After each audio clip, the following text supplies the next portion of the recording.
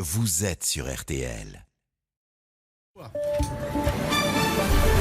Il est 7h12, la politique avec vous Olivier Bost, bonjour. Bonjour Yves, bonjour à tous. Alors c'est la question ce matin, 3 ans après, que reste-t-il politiquement, je dis bien politiquement, des Gilets jaunes, Olivier? Alors rien, politiquement rien. La meilleure preuve, pas un candidat ne se revendique de ce mouvement protéiforme et sans tête. En revanche, les Gilets jaunes laissent encore aujourd'hui des traumatismes durables pour le pouvoir, pour l'autorité de l'État et pour notre démocratie. Vous parlez de traumatisme, le mot est assez fort. Oui, alors d'abord nous l'avons oublié, mais il a débouché sur la première ouverture des vannes des finances publiques. Des milliards pour éteindre l'incendie, 15 milliards précisément à l'époque, ce qui ressemble aujourd'hui à un gentil apéro, car depuis, les milliards se sont mis à couler à flot avec le Covid. Ce qui restera des Gilets jaunes, c'est que l'argent magique, tant que personne ne commence à payer, nous sommes bien d'accord, mais l'argent magique existe, contrairement à ce qu'affirmait Emmanuel Macron dans un hôpital 6 mois avant les Gilets jaunes face à une infirmière. Alors ce n'est pas le seul héritage, si nous pouvons employer ce mot des Gilets jaunes. Oui, alors la violence des Gilets jaunes a montré que l'État aussi pouvait vaciller, que la violence pouvait faire céder un gouvernement.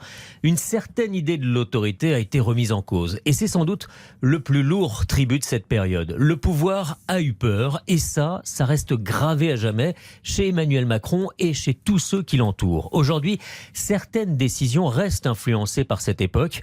Par exemple, quand le chef de l'État a stoppé net cet été l'instauration d'un contrôle technique sur les motos et les scooters, il n'a pas oublié que les Gilets jaunes protestaient contre la hausse des carburants, contre les 80 km/h et contre le durcissement du contrôle technique pour les voitures. Chaque début de contestation, de potentiels incendies est désormais éteint avant d'avoir commencé. Alors est-ce que ça veut dire que Emmanuel Macron a pour autant changé sa façon de gouverner? Alors pas complètement. Il avait promis après cette crise, ou plutôt répété sa promesse de 2017, de moderniser notre démocratie, d'être plus à l'écoute. Le grand débat ou la Convention citoyenne n'ont en fait rien changé. Dans l'exercice toujours très vertical du pouvoir, Emmanuel Macron a seulement multiplié ses capteurs depuis. Le courrier adressé à l'Élysée par exemple est plus sérieusement scruté, comme les réseaux sociaux jusqu'aux forums en ligne ou les blogs les plus obscurs. Les Gilets jaunes ont durablement marqué le quinquennat et resteront effectivement comme une faute politique. Quant à défaut de relais et d'élus locaux,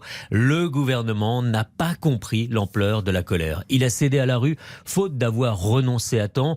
La crise du Covid a certes depuis supplanté la crise des Gilets jaunes. Elle n'en a pas effacé pour autant ses effets, qui pèsent encore 3 ans plus tard sur notre vie politique. Merci beaucoup Olivier.